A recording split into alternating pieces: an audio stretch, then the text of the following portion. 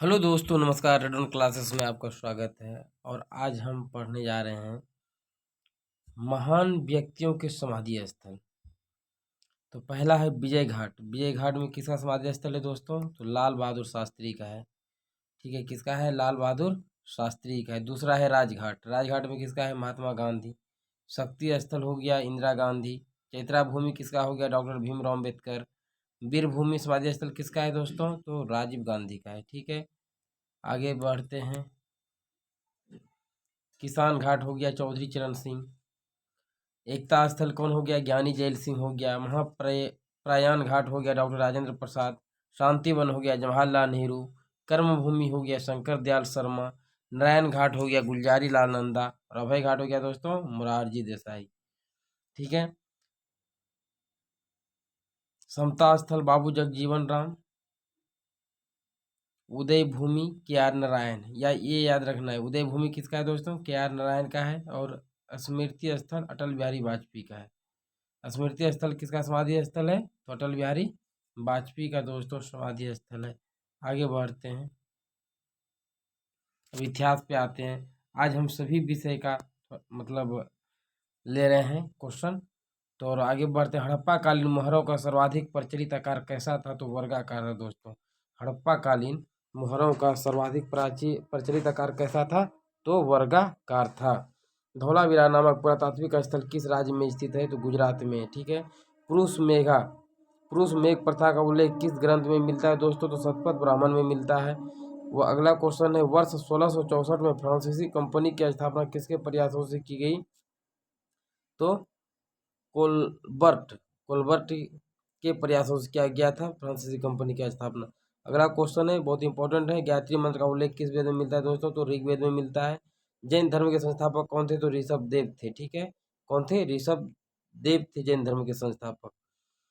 अगला क्वेश्चन है कि बुद्ध के जीवन काल में ही कौन संघ प्रमुख बनना चाहता था? तो देवदत्त बनना चाहता था। ठीक है, अगला क्वेश्चन है 1919 के अधिनियम के अनुसार भारतीय परिषद के सदस्य का कार्यकाल था तो 5 वर्ष था। अगला क्वेश्चन है, वर्ष 1296 में काड़ा में जलालुद्दीन की हत्या किसने की थी? तो अलाउद्दीन खिलजी ने किया था। जलालुद्दीन की हत्या 1296 में किसने किया था? तो अलाउद्दीन खिलजी ने किया था। कहाँ किया था? तो काड़ा में। अगला क्वेश्चन है, फ्रांसीसी कंपनी का स्थापना किसके कार्यकाल में की गई? तो लुईस 14वां के शासनकाल में। ठीक है, फ्रांसीसी कंपनी के बहुत इंपॉर्टेंट क्वेश्चन है, याद रखिएगा दोस्तों कि फ्रांसीसी कंपनी का स्थापना किसके शासनकाल में की गई? तो लुईस 14वें के शासनकाल में। कलकत्ता, बम्बई और मद्रास में उच्च न्यायालयों की स्थापना की गई थी 1862 ईस्वी में। खैरवार आदिवासी आंदोलन किस वर्ष हुआ था? तो 1874 ईस्वी में हुआ था। खैरवार आदिवासी आंदोलन किस वर्ष हुआ था दोस्तों? तो 1874 ईस्वी में हुआ था। 12 मार्च 1930 के प्रसिद्ध दांडी मार्च में गांधी जी के साथ कितने स्वयंसेवक थे? तो 78। और दांडी मार्च कब हुआ था? तो 12 मार्च 1930 में, ये भी याद रखना है। अगला क्वेश्चन है, वर्ष 1658 में सामूगढ़ का युद्ध किसके मध्य हुआ था? तो औरंगजेब और दारा सिखों के मध्य हुआ था। ठीक है, अगला क्वेश्चन है, द्वि अस्पा एवं सिंह अस्पा या इसी को सिंह अस्पा कहते हैं प्रथा किस शासक के द्वारा प्रारंभ की गई थी? तो जहांगीर के द्वारा। द्वि अस्पा एवं सिंह अस्पा प्रथा की किस शासक के द्वारा प्रारंभ की गई थी? तो जहांगीर के द्वारा। प्रसिद्ध संगीत के तानसेन का मकबरा कहाँ स्थित है दोस्तों? तो ग्वालियर में स्थित है। प्रसिद्ध संगीत के तानसेन का मकबरा कहाँ स्थित है? तो ग्वालियर में। और तानसेन किसके दरबार में रहते थे? ये भी याद रखें, अकबर के दरबार में रहते थे। अब हम देखेंगे भारत के प्रधानमंत्री और मंत्री परिषद से रिलेटेड क्वेश्चन को। अगला क्वेश्चन है, प्रधानमंत्री बनने के लिए न्यूनतम आयु कितनी वर्ष होनी चाहिए? तो 25 वर्ष। ठीक है, कितना होना चाहिए? 25 वर्ष होना चाहिए। संसदीय शासन प्रणाली सबसे पहले किस देश में लागू हुई? तो ब्रिटेन में हुई। भारत के प्रधानमंत्री की नियुक्ति कौन करता है? तो राष्ट्रपति करता है। योजना आयोग का प्रथम अध्यक्ष कौन होता है? योजना आयोग के प्रथम अध्यक्ष कौन होते हैं दोस्तों? तो प्रधानमंत्री होते हैं। ये अगला क्वेश्चन देखते हैं। अगला क्वेश्चन है, संघीय मंत्रिमंडल की बैठक का सभापति कौन करता है? तो प्रधानमंत्री करता है।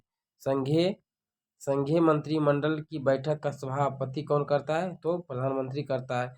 प्रधानमंत्री का कार्यकाल कितने वर्ष का होता है? तो 5 वर्ष का होता है। प्रधानमंत्री पद से त्याग पत्र देने वाले भारत के पहले प्रधानमंत्री कौन थे? तो मोरारजी देसाई थे। प्रधानमंत्री पद से त्याग देने वाले पहले भारत के प्रधानमंत्री थे मोरारजी देसाई।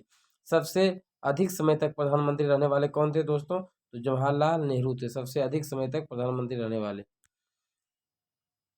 भारतीय संविधान के अनुसार तथ्यात्मक संप्रभुता किस व्यक्ति में निहित होती है? तो प्रधानमंत्री में होती है। भारतीय संविधान के अनुसार तथ्यात्मक संप्रभुता किस व्यक्ति में निहित होती है? तो प्रधानमंत्री में होती है। ठीक है, आगे क्वेश्चन देखते हैं। अब प्रमुख समझौता और ज्ञापन से क्वेश्चन लेते हैं। प्रमुख समझौता ज्ञापन ये 2022 का है।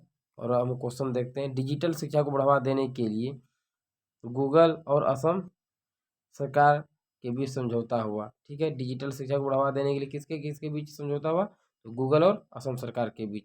अगला क्वेश्चन है बाजरा उत्पादित उत्पादों को बढ़ावा देने के लिए DAND-FW और NAFPD के बीच समझौता हुआ।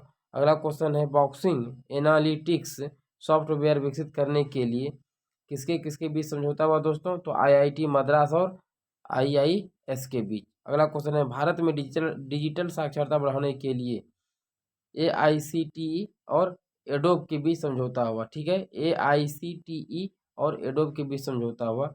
और अगला क्वेश्चन है कृषि को बढ़ावा देने हेतु किसके बीच समझौता हुआ? कर्नाटक सरकार और ईसा फाउंडेशन के बीच हुआ। अगला क्वेश्चन है भारत की सांस्कृतिक विरासत की रक्षा हेतु जो 2022 में समझौता हुआ यूनेस्को और रॉयल एनफील्ड के बीच।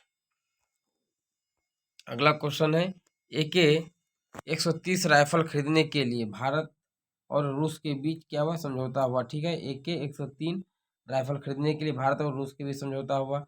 ग्रेटर मेल कनेक्टिविटी प्रोजेक्ट के लिए भारत और मालदीव के बीच समझौता हुआ। आपदा और प्रबंध के क्षेत्र में सहयोग हेतु भारत और इटली के बीच समझौता हुआ दोस्तों। अक्षय ऊर्जा में सहयोग करने के लिए IOCL और NTPC के बीच समझौता हुआ। हल्के लड़ाकू विमान तेजस के आधुनिकीकरण हेतु HAL और BEL के बीच हुआ। ठीक है, हरित हाइड्रोजन उत्पादन के लिए BPCL और BARC के बीच क्या हुआ? समझौता हुआ। हरित हाइड्रोजन उत्पादन के लिए किनके किनके बीच समझौता हुआ? BPCL और बार्क के बीच हुआ। अगला क्वेश्चन है उर्वरक क्षेत्र में सहयोग करने के लिए जो समझौता हुआ किनके बीच हुआ? भारत और जॉर्डन के बीच हुआ। अगला क्वेश्चन है दोस्तों, अगला क्वेश्चन है कि सौर परियोजनाओं के वित्त पोषण के लिए टाटा पावर और SBI के बीच समझौता हुआ। अगला क्वेश्चन है पर्यटन को बढ़ावा देने के लिए किसके किसके बीच समझौता हुआ है? भारत और ऑस्ट्रेलिया के बीच समझौता हुआ है। ठीक है, अगला क्वेश्चन है यानी कि सामान्य ज्ञान से टेलीविजन का आविष्कार किसने किया था? तो JL बेयर्ड ने किया था। इसी को कहते हैं JL बेयर्ड, जॉन लॉगी बेयर्ड। ठीक है, भारत की पहली महिला शासिका कौन थी? तो रजिया सुल्तान थी। भारत की पहली महिला शासिका कौन थी? रजिया सुल्तान थी। मछली किसकी सहायता से सांस लेती है? तो गलफड़ों की सहायता से लेती है। ठीक है, इनकलाब जिंदाबाद का नारा किसने दिया था? तो भगत सिंह ने दिया था। ये सब जान रहे हैं। जलियांवाला बाग हत्याकांड कब और कहाँ हुआ था? 1919 में अमृतसर में हुआ था, जो पंजाब में पड़ता है। पंजाब केसरी किसे कहा जाता है? तो लाला लाजपत राय को कहा जाता है दोस्तों, ये याद रखिएगा। अगला क्वेश्चन है सॉन्डर्स की हत्या किसने की थी? तो सरदार भगत सिंह ने किया था। ठीक है, सॉन्डर्स की हत्या। ब्रह्म समाज की स्थापना किसके द्वारा की गई थी? तो राजा राम मोहन राय के द्वारा ब्रह्म समाज की स्थापना किया गया था। अगला क्वेश्चन है स्वामी दयानंद सरस्वती का मूल नाम क्या था? तो मूल शंकर था। स्वामी दयानंद सरस्वती का मूल नाम क्या था दोस्तों? तो मूल शंकर था। और रामकृष्ण मिशन की स्थापना किसने की थी? स्वामी विवेकानंद ने की थी। वास्को डी गामा भारत कब आया? तो 1498 में आया था। ठीक है, अगला क्वेश्चन है हवा महल कहाँ स्थित है? तो जयपुर में। हवा महल कहाँ स्थित है दोस्तों? तो जयपुर में स्थित है। महाभारत के रचयिता कौन है? महर्षि वेद व्यास। महाभारत के रचयिता कौन है? महर्षि वेद व्यास है। अर्थशास्त्र नामक पुस्तक किसके द्वारा लिखी गई है? तो चाणक्य, कौटिल्य, विष्णुगुप्त, एक ही नाम है। संविधान सभा का अस्थायी अध्यक्ष कौन थे? डॉक्टर राजेंद्र प्रसाद अस्थायी थे।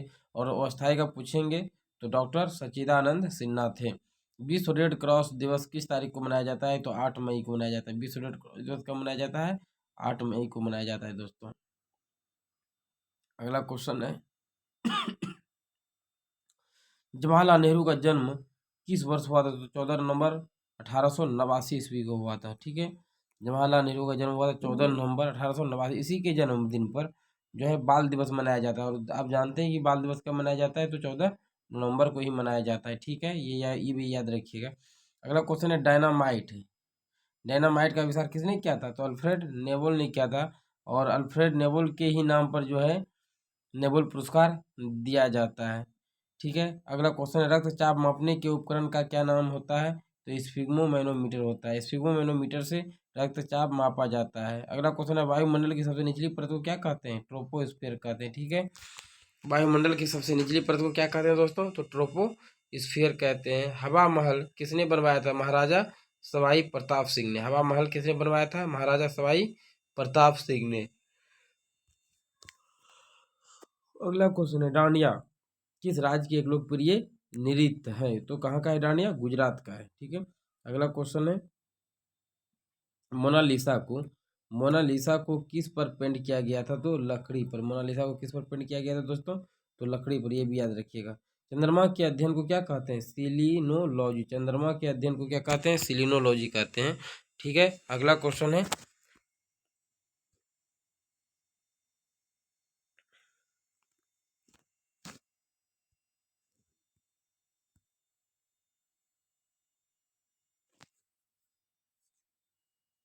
चंद्रमा के अध्ययन को क्या कहते हैं, तो सिलिनोलॉजी कहते हैं। अगला क्वेश्चन सबसे बड़े और सबसे गहरे महासागर का नाम क्या है, तो प्रशांत महासागर है। सबसे बड़े और सबसे गहरे महासागर का नाम प्रशांत महासागर है। अगला क्वेश्चन है चाणक्य को और किस नाम से जाना जाता है, तो कौटिल्य के नाम से जाना जाता है। इसी को विष्णुगुप्त भी कहते हैं। ठीक है, भारत की पहली महिला शतरंज ग्रैंड मास्टर कौन है, तो एस विजय लक्ष्मी थी। भारत की पहली महिला शतरंज ग्रैंड मास्टर कौन थी, तो एस विजय लक्ष्मी थी। अगला क्वेश्चन है रोमियो और जूलियट किसने लिखा था, तो विलियम शेक्सपियर ने लिखा था। न्यूनतम अल्पकालीन प्राकृतिक संकट कौन सा है, तो बिजली की चमक। ठीक है, न्यूनतम अल्पकालीन प्राकृतिक संकट कौन सा है, बिजली की चमक है। आवाज की माप का मात्रक क्या होता है, डेसिबल होता है। अगला क्वेश्चन है दोस्तों कि इलेक्ट्रॉनिक्स में आईसी का पूर्ण रूप क्या होता है, इंटीग्रेटेड सर्किट होता है। क्या होता है, इंटीग्रेटेड सर्किट होता है। और कई बार ये परीक्षा में पूछा गया, तो याद रखना है। ठीक है, अब हम पढ़ेंगे भारत के प्रधानमंत्री और मंत्रिपरिषद। ठीक है, कितने प्रधानमंत्रियों की मौत अपने पद पर रहते हुई हो गई थी, तो 3 ऐसे प्रधानमंत्री थे जिनकी मौत हो गई थी। ठीक है, अगला क्वेश्चन, प्रधानमंत्री को पद की शपथ कौन दिलाता है, तो राष्ट्रपति दिलाता है। कौन प्रधानमंत्री जिसके एक बार अपने पद से हटने के बाद दोबारा पद संभाला था, तो इंदिरा गांधी ने। ठीक है, अगला क्वेश्चन, जवाहरलाल नेहरू के बाद भारत के प्रधानमंत्री कौन बने थे, तो गुलजारी लाल नंदा बने थे। जवाहरलाल नेहरू के बाद भारत के प्रधानमंत्री कौन बने थे, गुलजारी लाल नंदा बने थे। ठीक है, अगला क्वेश्चन है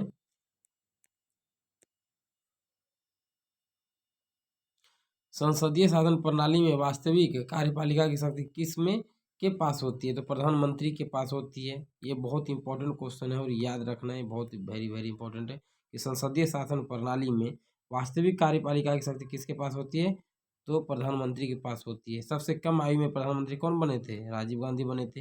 लोकसभा में बहुमत दल का नेता कौन होता है, तो प्राइम मिनिस्टर होता है। लोकसभा में बहुमत दल का नेता कौन होता है, प्राइम मिनिस्टर होता है। कौन से प्रधानमंत्री की नियुक्ति के वक्त वे किसी सदन में सदस्य नहीं थे, तो एच डी देवगौड़ा। ये क्वेश्चन भी याद रखना है कि कौन से प्रधानमंत्री की नियुक्ति के वक्त वे किसी सदन में सदस्य नहीं थे, तो एच डी देवगौड़ा। किस प्रधानमंत्री ने एक भी दिन संसद नहीं गए, तो चौधरी चरण सिंह। चौधरी चरण सिंह एक भी दिन संसद नहीं गए थे। ठीक है,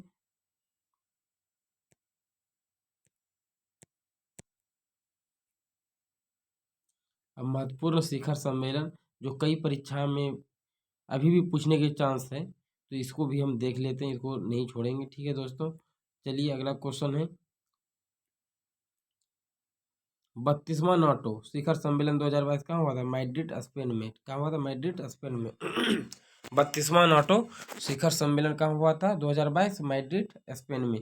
वन ओशन समिट 2022 कहाँ हुआ था, फ्रांस में। वन ओशन समिट शिखर सम्मेलन कहाँ हुआ था, फ्रांस में। 8वां G20 संसदीय अध्यक्ष शिखर सम्मेलन कहाँ हुआ, जकार्ता इंडोनेशिया में। ठीक है दोस्तों, कि 8वां G20, 8वां, ये याद रखना है, ये क्वेश्चन बहुत इंपॉर्टेंट है कि 8वां G20 सदस्यीय अध्यक्ष शिखर सम्मेलन कहाँ हुआ था, जकार्ता इंडोनेशिया में हुआ था। 48वां G7 शिखर सम्मेलन 2022 कहाँ हुआ था? तो जर्मनी में हुआ था दोस्तों। 14वां वर्ल्ड स्पाइस कांग्रेस कहाँ मतलब शिखर सम्मेलन कहाँ हुआ था? तो नवी मुंबई महाराष्ट्र में हुआ था। अगला क्वेश्चन है, ब्रिक्स संस्कृति मंत्रियों की 7वीं बैठक कहाँ हुई थी? तो चीन में हुई थी। ठीक है, याद रखना है कि ब्रिक्स संस्कृति मंत्रियों की 7वीं बैठक कहाँ हुई थी? चीन में हुई थी। 5वां बिमस्टेक सम्मेलन 2022 कहाँ हुआ था? श्रीलंका में। 108वां भारतीय विज्ञान कांग्रेस सम्मेलन कहाँ हुआ था? तो पुणे महाराष्ट्र में हुआ था। 108वां भारतीय विज्ञान कांग्रेस सम्मेलन हुआ था पुणे महाराष्ट्र में। संयुक्त राष्ट्र महासागर सम्मेलन 2022 कहाँ हुआ था? तो पुर्तगाल में हुआ था। 6वीं इंडिया मोबाइल कांग्रेस 2022 कहाँ हुआ था दोस्तों? तो नई दिल्ली में हुआ था। पहला ग्लोबल ड्रोन एक्सपो 2022 कहाँ हुआ था? चेन्नई तमिलनाडु में। पहला ग्लोबल ड्रोन एक्सपो 2022 कहाँ हुआ था? चेन्नई तमिलनाडु में। और 12वां डिफेंस एक्सपो 2022 हुआ था गांधीनगर गुजरात में हुआ था। ठीक है, अगला क्वेश्चन है, 41वां या 41वां हुनर हाट 2022 सम्मेलन कहाँ हुआ था? मुंबई और आगरा में। 40 यानी कि 40वां हुनर हाट 2022 सम्मेलन कहाँ हुआ था? तो मुंबई में 40वां। और 41वां हुनर हाट 2022 में सम्मेलन कहाँ हुआ था? तो आगरा में हुआ था दोस्तों, ये भी याद रखिएगा। 40वां पूछे तो मुंबई और 41वां हुनर हाट पूछे तो आगरा 2022 का। भारत जापान 2+2 मंत्री स्तरीय संवाद 2022 कहाँ हुआ था? तो टोक्यो जापान में हुआ था। ठीक है दोस्तों, फिर आगे बढ़ते हैं।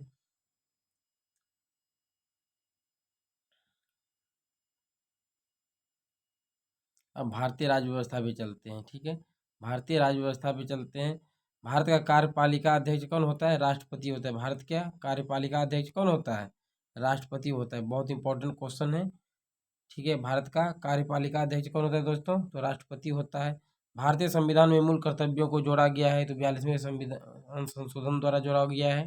भारतीय संविधान में मूल कर्तव्य को जोड़ा गया है, तो 42वें संशोधन यानी जोड़ने की बात जितनी भी होगी ना दोस्तों, तो 42वें में ही होगा। और हटाने की जो बात होगी तो वो 44वें में होगा। ठीक है, तो अगला क्वेश्चन देखते हैं, लोकसभा के अध्यक्ष को कौन चुनता है? तो लोकसभा के सदस्यगण चुनते हैं। निर्विरोध निर्वाचित होने वाले भारत के प्रथम राष्ट्रपति कौन है? तो नीलम संजीव रेड्डी है। अगला क्वेश्चन, संविधान निर्माण के दौरान कुल कितनी समितियां बनाई गई थी? तो 22।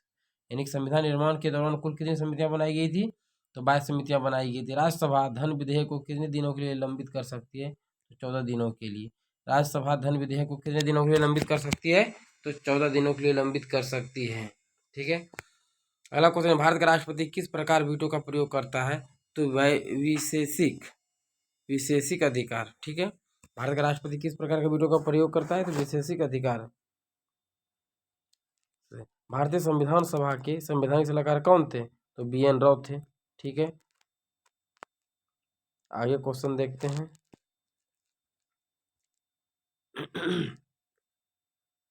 अगला क्वेश्चन है, जन गण मन को भारत के राष्ट्रगान के रूप में कब अपनाया गया था? तो 24 जनवरी 1950 को। भारत में राजनीतिक सत्ता का प्रमुख स्रोत कौन है? तो जनता है। जो करती है जनता करती है, चाहे नेता को PM मतलब MP बनाना हो या MLA बनाना हो, किसके द्वारा होता है दोस्तों? जनता के द्वारा ही होता है। ठीक है, शिक्षा किस सूची का विषय है? तो शिक्षा समवर्ती सूची का विषय है। पहले था राज्य सूची का, लेकिन अब क्या हो गया? समवर्ती सूची का विषय है शिक्षा, ये याद रखना है। संविधान सभा में उद्देश्य प्रस्ताव कब प्रस्तुत किया गया था? तो 13 दिसंबर 1946 को। संविधान सभा में उद्देश्य प्रस्ताव कब प्रस्तुत किया गया था? 13 दिसंबर 1946 को। नए राज्य के गठन की शक्ति किसे प्राप्त है? तो संसद को। नए राज्य के गठन की शक्ति किसे प्राप्त है? संसद को प्राप्त है। समानता के अधिकार का विस्तार किन अनुच्छेद में है? तो अनुच्छेद 14 से 18 में समानता का अधिकार का वर्णन है। ठीक है, मौलिक अधिकारों का संरक्षक कौन है? तो न्यायपालिका है। मौलिक अधिकारों का संरक्षक कौन है? तो न्यायपालिका है। मूल कर्तव्य किन पर लागू होते हैं? तो केवल नागरिकों पर। मूल कर्तव्य किस पर लागू होते हैं दोस्तों? केवल नागरिकों पर होते हैं। भारत का महान्यायवादी किसका विधि सलाहकार होता है? ठीक है, भारत सरकार का। भारत का महान्यायवादी किसका विधि सलाहकार होता है? भारत सरकार का होता है। राज्यसभा के सदस्य का कार्यकाल कितने वर्ष का होता है? तो 6 वर्ष का होता है। ठीक है, अब आगे देखते हैं, कार्बनिक रसायन। अब साइंस की बात करते हैं, जो क्वेश्चन पूछे जाते हैं कई बार परीक्षा में। फॉर्मेल्डिहाइड का 40% जलीय विलयन क्या कहलाता है? तो फॉर्मेलिन कहलाता है। फॉर्मेल्डिहाइड का 40% जलीय विलयन क्या कहलाता है? तो फॉर्मेलिन कहलाता है। विस्फोटक RDX का अन्य नाम क्या है? साइक्लोनाइट, हेक्सोजन एवं T4। ठीक है, ये क्वेश्चन बहुत इंपॉर्टेंट है, याद रखना है दोस्तों। कि विस्फोटक RDX का अन्य नाम है क्या? साइक्लोनाइट। क्या है? साइक्लोनाइट है। हेक्सोजन एवं T4 है। लौंग में कौन सा तेल पाया जाता है? तो यूजीनॉल। लौंग में कौन सा तेल पाया जाता है दोस्तों? यूजीनॉल पाया जाता है। मच्छर भगाने वाली दवाओं में कौन सा रसायन उपयोग किया जाता है? तो एलीथ्रिन किया जाता है। ठीक है, क्या कहा जाता है? एलीथ्रिन। मच्छर भगाने वाली दवाओं में कौन सा रसायन उपयोग किया, वो रसायन उपस्थित होता है? तो एलीथ्रिन होता है। ठीक है, अगला क्वेश्चन है, सभी जैव यौगिकों में अनिवार्य तत्व कौन सा है? तो कार्बन। सभी जैव यौगिकों में अनिवार्य तत्व कौन सा है दोस्तों? तो कार्बन है। संशोधित स्पिरिट, स्पिरिट में कौन सा रसायन होता है? तो इथाइल अल्कोहल 95% होता है। ठीक है, अगला क्वेश्चन है, शक्कर के किण्वन से कौन सा पदार्थ बनता है? तो इथाइल अल्कोहल। शक्कर के किण्वन से कौन सा, शक्कर के किण्वन से कौन सा पदार्थ बनता है? तो इथाइल अल्कोहल बनता है। डायनामाइट का मुख्य संगठक रसायन कौन सा है? तो नाइट्रोग्लिसरीन है। डायनामाइट का प्रमुख संगठक रसायन कौन सा है? तो नाइट्रोग्लिसरीन है। टेरिलीन, टेरिलीन क्या है? कृत्रिम रेशा है। टेरिलीन क्या है? कृत्रिम रेशा है। अगला क्वेश्चन है, भोपाल गैस त्रासदी किस गैस के रिसाव कारण हुआ था? तो मिथाइल आइसोसाइनाइड के कारण। भोपाल गैस त्रासदी किस गैस के रिसाव के कारण हुआ था? तो मिथाइल आइसोसाइनाइड के कारण। ठीक है, अब राष्ट्रीय खेल पुरस्कार 2022 की बात करते लेते हैं। ठीक है दोस्तों, कौन मंत्रालय राष्ट्रीय खेल पुरस्कार को प्रदान करता है? कौन सा मंत्रालय राष्ट्रीय खेल पुरस्कार को प्रदान करता है? तो युवा मामले और खेल मंत्रालय। भारत में दिया जलाने वाला सबसे बड़ा खेल पुरस्कार कौन सा है? तो मेजर ध्यानचंद खेल रत्न पुरस्कार। ठीक है, अगला क्वेश्चन है, वर्ष 2022 में मेजर ध्यानचंद खेल रत्न पुरस्कार किस खिलाड़ी ने जीता है? तो शरत कमल अंचता, जो टेबल टेनिस खिलाड़ी है। ठीक है, अगला क्वेश्चन है, वर्ष 2022 में कितने खिलाड़ियों को अर्जुन पुरस्कार से सम्मानित किया गया है? तो वर्ष 2022 में अर्जुन पुरस्कार से 25 खिलाड़ी को सम्मानित किया गया। राष्ट्रीय खेल पुरस्कार किनके द्वारा प्राप्त किया जाता है? तो राष्ट्रपति द्वारा। ठीक है, राष्ट्रीय खेल पुरस्कार किसके द्वारा प्राप्त किया जाता है? तो राष्ट्रपति द्वारा प्राप्त किया जाता है। मौलाना अबुल कलाम आजाद ट्रॉफी 2022 किस यूनिवर्सिटी को दिया गया? तो गुरु नानक देव विश्वविद्यालय किसको? अमृतसर को दिया गया। 2022 में कितने खिलाड़ियों को लाइफ टाइम अचीवमेंट के लिए ध्यानचंद पुरस्कार से सम्मानित किया गया? तो 4 खिलाड़ियों को। ठीक है दोस्तों, अगला क्वेश्चन है, खेल क्षेत्र में उत्कृष्ट कोचों के लिए कौन सा पुरस्कार दिया जाता है? तो द्रोणाचार्य पुरस्कार दिया जाता है। भारत के प्रमुख राष्ट्रीय उद्यान की अब बात करते हैं, जो हर परीक्षा में देखने को मिलता है। भारत का सबसे पुराना राष्ट्रीय उद्यान कौन सा है? तो जिम कॉर्बेट राष्ट्रीय उद्यान है। ठीक है, जिम कॉर्बेट राष्ट्रीय उद्यान है। इसका पुराना नाम क्या था? हिली नेशनल राष्ट्रीय पार्क। ठीक है, अगला क्वेश्चन है, भारत में प्रोजेक्ट टाइगर की शुरुआत कब हुई थी? 7 अप्रैल 1973 को भारत में प्रोजेक्ट टाइगर की शुरुआत हुई थी। 7 अप्रैल 1973 को हुई थी। ठीक है दोस्तों, अगला क्वेश्चन है, बांदीपुर राष्ट्रीय उद्यान की स्थापना कब हुई थी? 1974 में। बांदीपुर राष्ट्रीय उद्यान की स्थापना कब हुई थी? 1974 में। बांधवगढ़ राष्ट्रीय उद्यान कहाँ स्थित है? तो उमरिया, मध्य प्रदेश में। ठीक है, बांधवगढ़ राष्ट्रीय उद्यान कहाँ स्थित है? उमरिया, मध्य प्रदेश में स्थित है।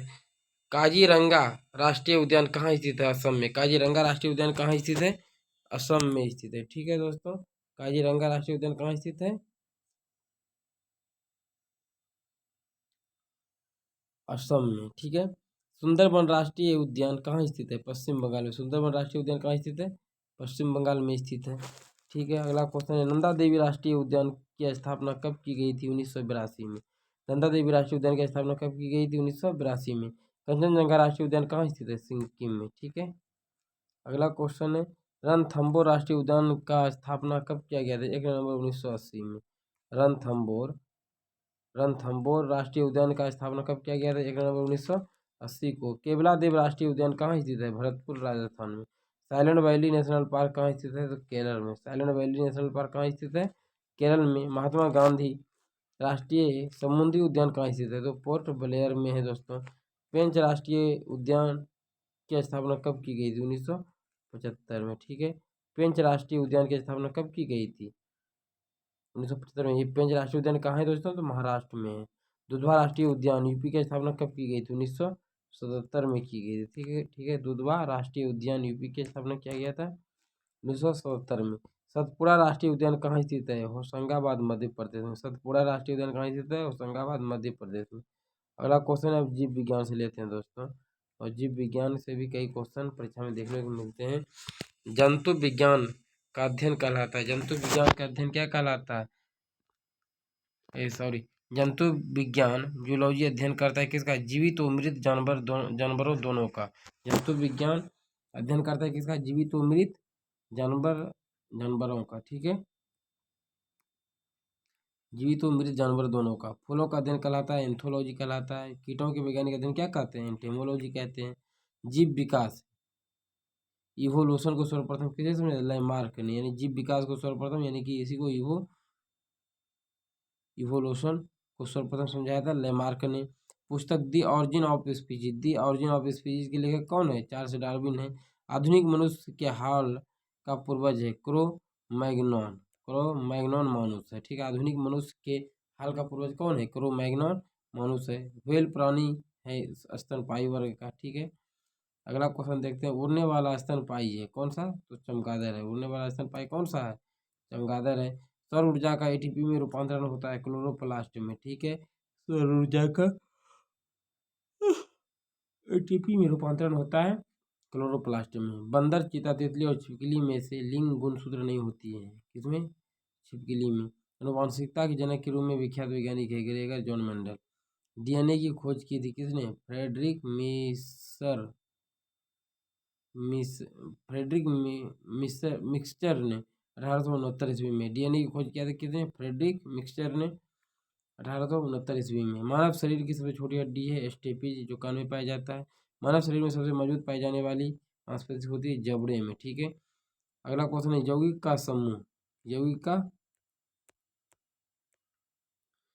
का समूह जिसे सहायक आहार कारक कहा जाता है, विटामिन होता है। यौगिक का समूह जिसे सहायक आहार कारक कहा जाता है, क्या होता है, विटामिन होता है। विटामिन सी का सबसे उत्तम स्रोत क्या है, तो आंवला है।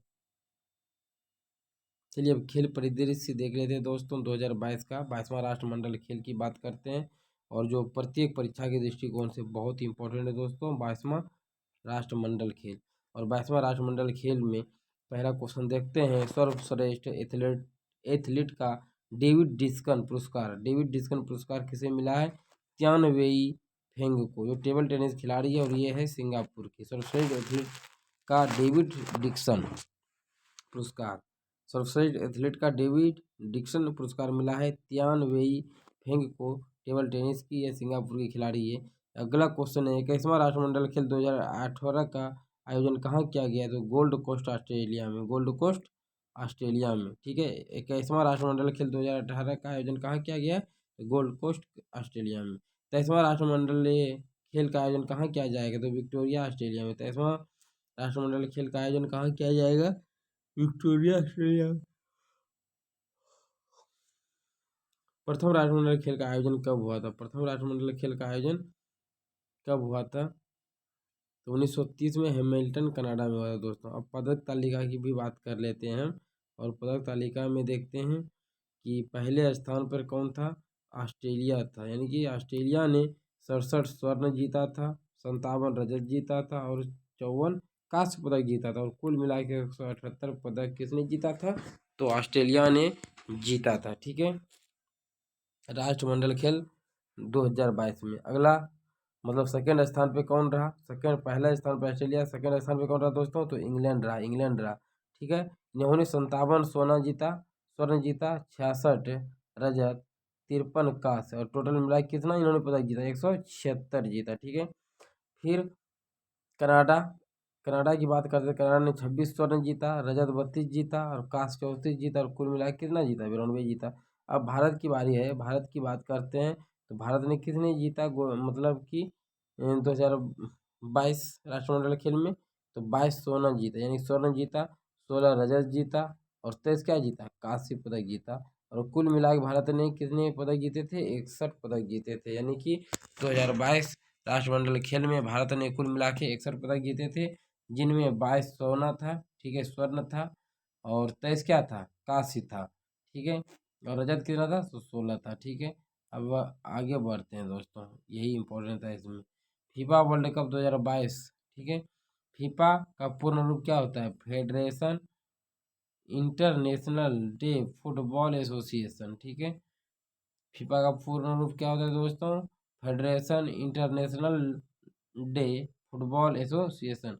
वर्तमान समय में फीफा के अध्यक्ष कौन है? Gianni Infantino. ठीक है, जियानी इन्फेंटिनो है वर्तमान समय फीफा के अध्यक्ष। कौन थे? तो जियानी इन्फेंटिनो है। 22वें पुरुष फीफा विश्व कप 2022 का आयोजन कहाँ किया गया? तो कतर में। 22वें पुरुष फीफा विश्व कप 2022 का आयोजन कहाँ किया गया? तो कतर में। फीफा वर्ल्ड कप 2022 में कितनी टीमों ने भाग लिया था? तो 32 ने। ठीक है, 2022 फीफा विश्व कप के लिए अधिक शुभंकर क्या है? तो लाइव। अगला क्वेश्चन है, फीफा विश्व कप 2022 का खिताब किस टीम ने जीता था? तो अर्जेंटीना ने। फीफा विश्व कप 2022 का खिताब किस टीम ने जीता? तो अर्जेंटीना ने जीता था। अगला क्वेश्चन है, फीफा 2022 वर्ल्ड कप में उपविजेता टीम कौन सी रही? तो फ्रांस रही। अगला क्वेश्चन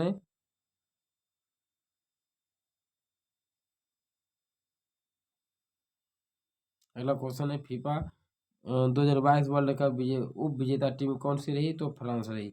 और फीफा विश्व कप 2022 का खिताब किस टीम ने जीता? तो अर्जेंटीना ने जीता था। ठीक है, आप जान ही रहे हैं। और फीफा 2022 वर्ल्ड कप उप विजेता रहा कौन? फ्रांस रहा। ठीक है, फीफा 2022 में किस खिलाड़ी को गोल्डन बॉल अवार्ड मिला है? तो Lionel Messi. Golden ball award 2022 FIFA में किसने? Lionel Messi.